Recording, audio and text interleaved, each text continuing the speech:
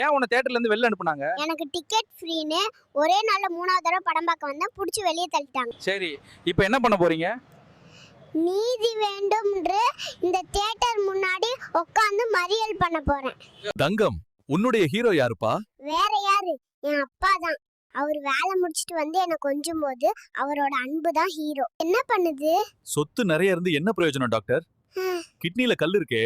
கவலைப்படாதீங்க, ரெண்டையும் கரைச்சிருவோம். குட்டி, ஏன் பால் குடிக்கல?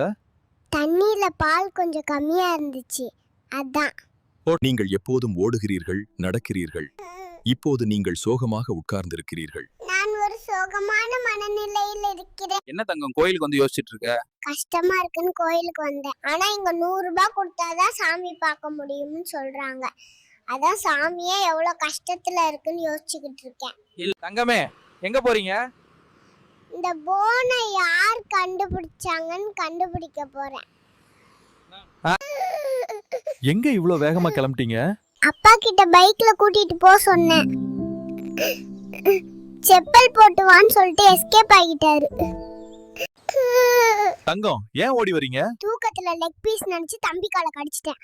அதுக்கு போய் அம்மா அடிக்க வராங்க. புரட்டாசி வந்தாலும் வந்துச்சு, ஒரே கஷ்டமாப்பா. சாமி, இந்த உலகத்துல இருக்கும் குழந்தைங்களுக்கும் நல்லபடியா படிப்பு வரணும். இந்த வீடியோ பாக்குற அனைவருக்கும் செல்வம் பொங்கி வழியணும். குட்டி லட்டு, உனக்கு எது மனசு கஷ்டமா, சோகமா இருக்கிற? நம்ம வீடியோ பார்த்துட்டு லைக் மற்றும் சப்ஸ்கிரைப் பண்ணாம போறாங்களே, ப்ளீஸ் சப்ஸ்கிரைப் பண்ணுங்க.